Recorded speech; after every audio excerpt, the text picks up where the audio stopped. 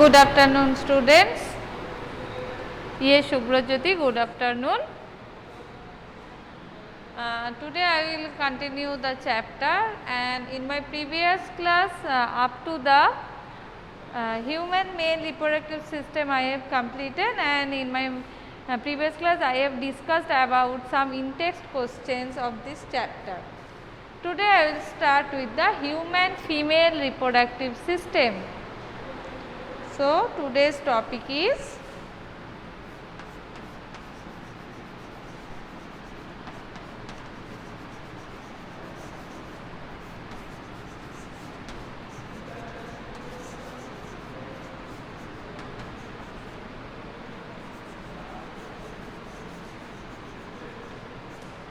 human female reproductive system. Okay.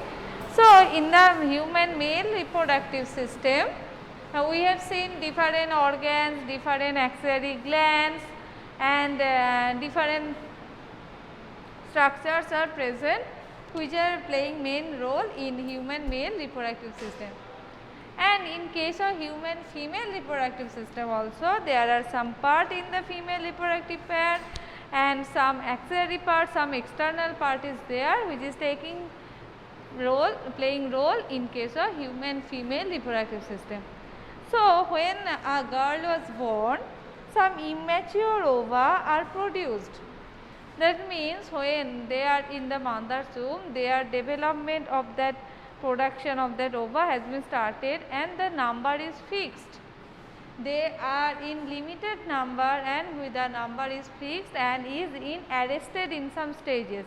That is why we can call it that some immature ova will be inside that baby girl. But when the child will be reached at the time of puberty, and after that from the each ovary in every month a single ova will be matured. Okay. So, from a single ovary every month from a single ovary a ova or egg will be matured. So, that egg or ova from where this can be produced. So, first let me draw the diagram of a female reproductive system and you should open your book also. Okay. So, students, you can hear me properly for my mask. Are you facing any problem in hearing? Let me know please.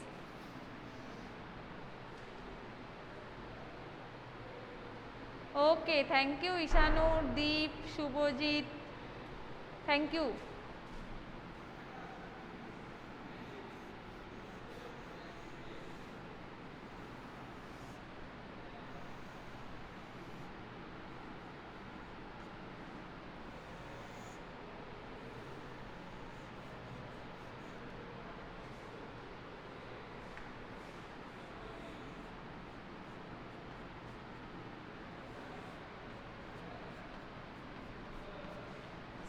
That is the diagram of a human female reproductive system. You can check it from your book. Okay. So, first main organ in case of female is ovary. We will discuss the number, location,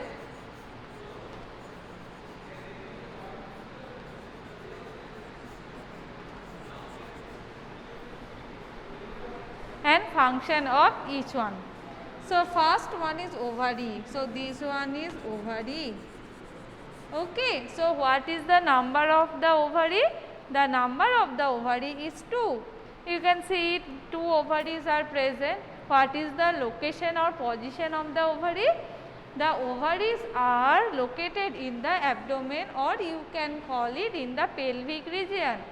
So, ovaries are located in the particularly pelvic region. Now, what is the size or shape of the ovary? Ovary is the near about almond shaped. Okay. Ovary shape of the ovary is about almond shape. And what is the function of the ovary? Ovary is playing mainly 2 functions as it is the primary reproductive organ in case of female. So, it will produce some ova or you can call it ovum, or we can call it egg. Okay, so first function of the ovary is production of the egg or ova or ovum. Ova is plural form and ovum is singular form. Okay, so that is the first and main function of the ovary. And what is the second function of the ovary? It will help in the production of the female sex hormones. These are progesterone and estrogen. These are progesterone and estrogen. Somewhere you can get the spelling of the estrogen is OESTROGEN, or somewhere you can get ESTROGEN. Both are right. Okay, nothing to worry. So what is the, I am repeating that part in case of, so in case of female, the number of the ovary is 2 and it is located in the pelvis region, and its function is the production of the egg or ovum and the production of the female sex hormone, that are progesterone and estrogen. You can see this type of structure. These are called as ligament. These are called as ligament. What is the function of the ligament? With the help of that ligament, ovary is in that particular position. Just imagine, ovary will not float there. So, there it needs some structure which will support them for staying at a particular place. So, these ligaments are helping them to be in that particular position, and it is attached with a uterine wall, that is uterus. So, it is attached with the uterine wall through the help of the ligament. Okay. So, that is all about ovary. Next one is, next a muscular tube like structure can be found which is called as oviduct or fallopian tube. So, next one is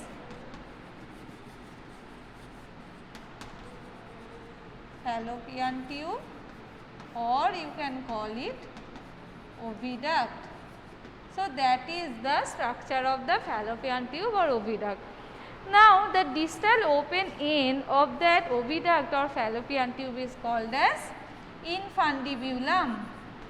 Infundibulum.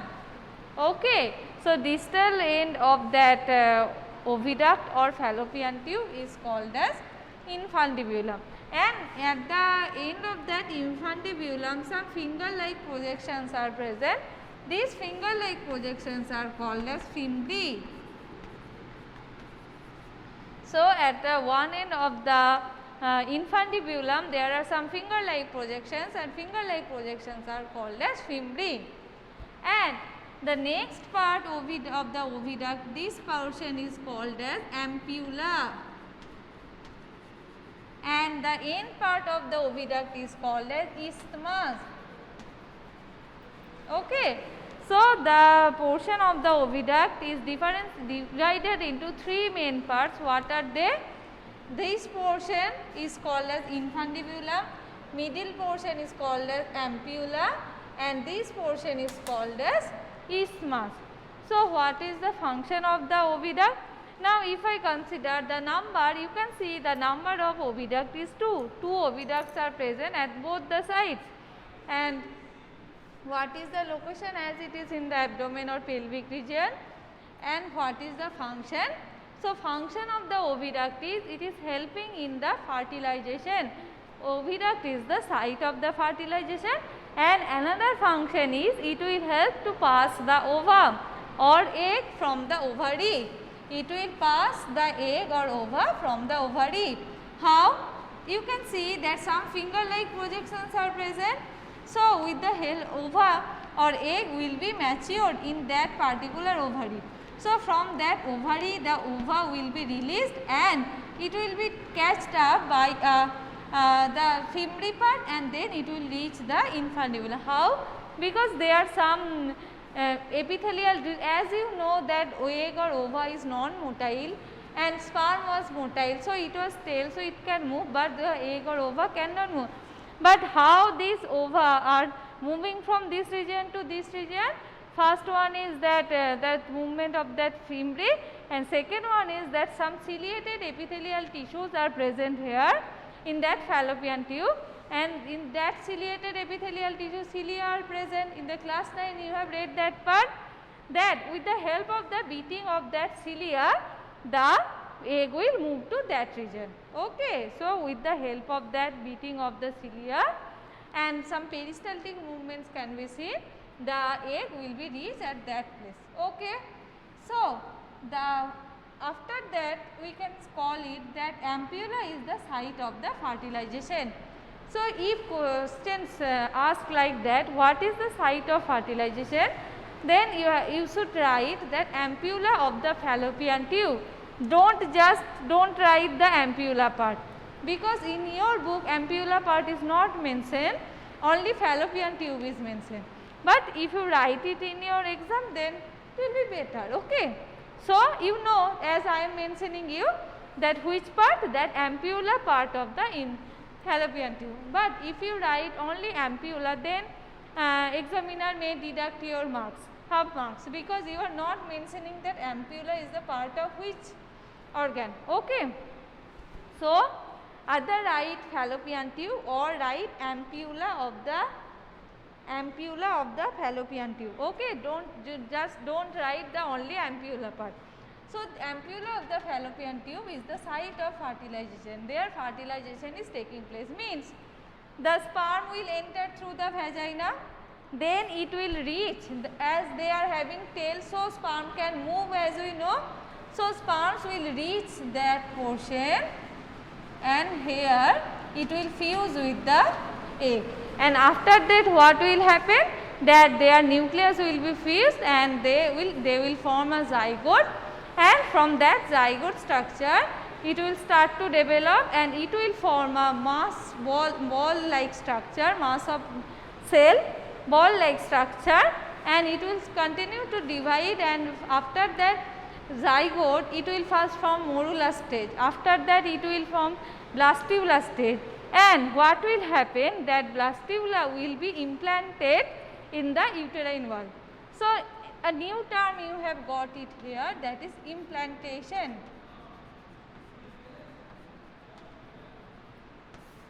Now, if I ask you what is implantation, so let me show you one thing before that.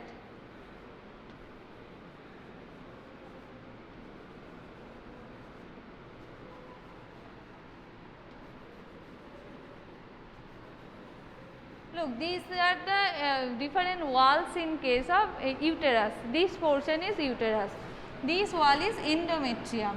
So, after the fusion, first zygote will be formed, that is diploid in nature, and it is a one cell stage. Zygote is one cell stage, and from that zygote it will divide into 2, 2 to 4, 4 to 8, 8 to 16, 16 32, like that it will form a morula and it will keep dividing and it will form another stage, blastula. That blastula stage will be implanted, will be inserted into that region of endometrium, and after that the development of baby will take place into that uterus. Okay. So, that insertion of that blastula into that uterus is called as implantation. Clear? So, now you know what is the function of that fallopian tube. Next part is uterus. In case of uterus, it is having mainly three parts. What are they? Fundus, body, cervix. This upper region, this dome shaped region is called as fundus. Okay. And after that, this region is called as body, and that lower portion it is called as cervix. Okay. So, the uterus is divided into three parts. What are they? Fundus, body and cervix. This upper region is fundus, this middle portion is body, and the lower portion is called as cervix. Okay. And what is the shape of the uterus? It looks like inverted pear. So, if I ask you what is the shape? Inverted pear shaped. So, all of you have seen pear, that means naspati. Sabai naspati dekhecho. So, what is the shape of that pear? That is look like that. Now if you invert that one, then it will look like that one. Okay, that's why it is called as ultano nashpatir moto, or we can call it inverted pear. Just imagine that in pear. Okay. So that is the shape of the uterus, that is inverted pear shape. Now in that particular region, in the wall of the uterus, it is having 3 layers. What are these 3? So outer layer is called as perimetrium,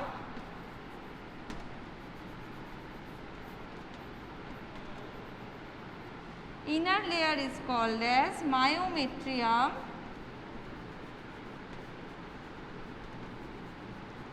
and innermost layer is called as endometrium.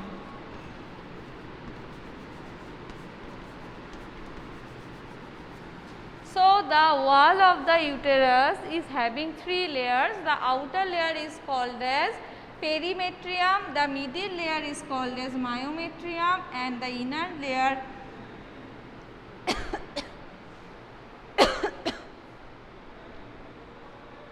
sorry students, and the inner layer is called as endometrium. So I am repeating, what are these 3 layers? Perimetrium, myometrium and endometrium. Now this endometrium is vascular in nature. Vascular in nature means blood vessels will be present in this layer. I am repeating, the endometrium layer is vascular in nature, that means the blood vessels are present in that layer. So what happens at the time of a menstrual cycle, this layer will get ruptured and it will release through the vagina, and this process is called as menstrual cycle. So I am repeating what is happening at the time of menstrual cycle. Just imagine that in that position, that egg and the sperm will be fused and the fertilization will take place. Okay, then what will happen? Then it will start to divide and it will get implanted into that uterus. But what will happen if fertilization doesn't take place? Then what will happen? Just imagine this endometrium is the room for the house for the baby. Okay. So if fertilization doesn't take place, then there is no need for that room, because zygote is not formed. Then what will happen? The egg will be released and the inner layer, that means that endometrium layer will be ruptured. The endometrium wall will be ruptured, and as it is vascular, that means blood vessels are present, the blood also will be released and with some sort of mucus also be released, and this process is called as menstrual cycle or menstruation. So I am repeating what will happen, that endometrium wall and the egg and some the remnants of the wall and mucus will be released at the time of menstrual cycle, when if fertilization doesn't take place. Okay. So and what is the function of these another layers? So at the time of delivery of the baby, a muscular contraction is required for pushing the baby out, and for that these muscles, as it is a muscular layer, so contraction and continuous contraction and relaxation of these muscles can be seen for the action. Okay. And some hormones are playing main role in this purpose. So this part you will read in higher classes. Now, so this uterus is also called as womb. Why it is called as womb? Because the development of baby will be inside that place. Okay, that's why we call it that mother's womb. So that means it is determining that uterus portion. So the lower portion of the uterus is called as cervix. Okay, and the last portion is called as vagina. And what is the number? Number is 1, and location is at the lower portion of the female reproductive system. And what is the function? Its function is that the sperm discharge will be here. The discharge of the sperm will be in that vaginal portion. And what are the different functions? It is at the time of menstruation, the blood will be released through that pathway. Okay, and it will act as a birth canal. So, these are the main function of the vagina. Now,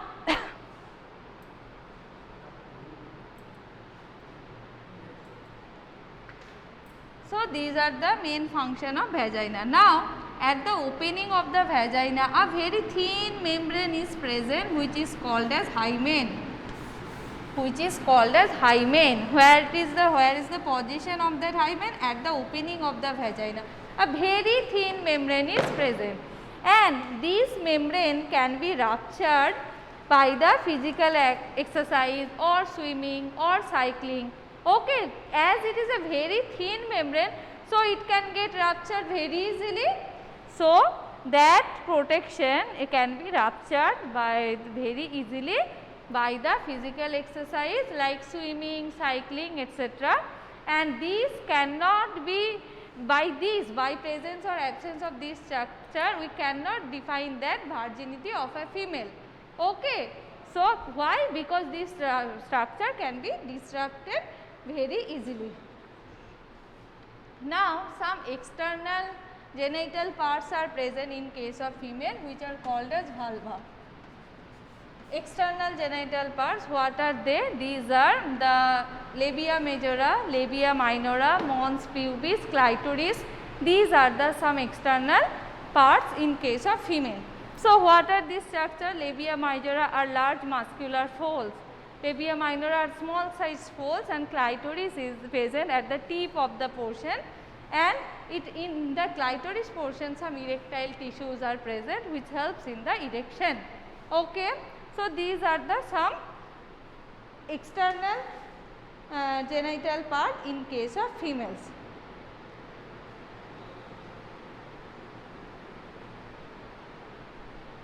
Now, tell me up to this portion, do you have any problem? Up to this portion, do you have any problem?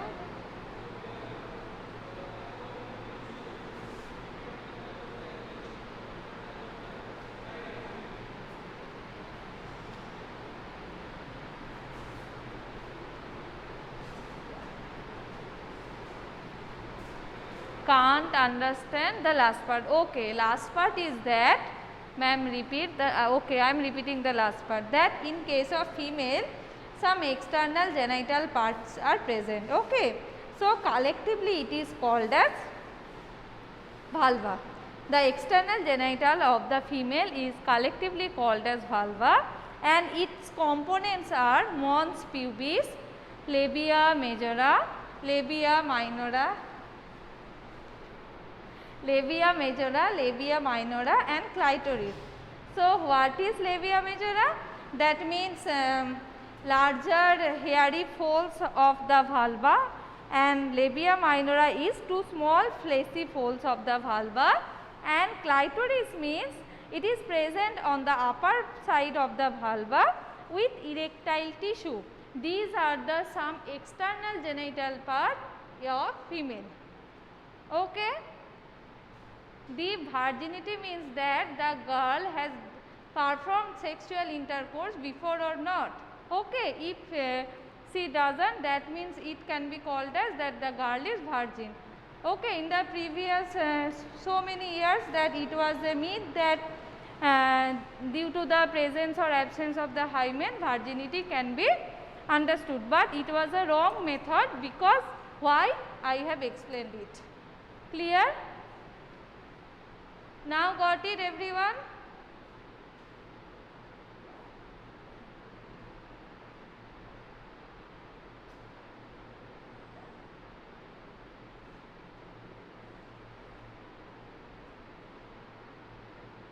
Okay, so thank you everyone.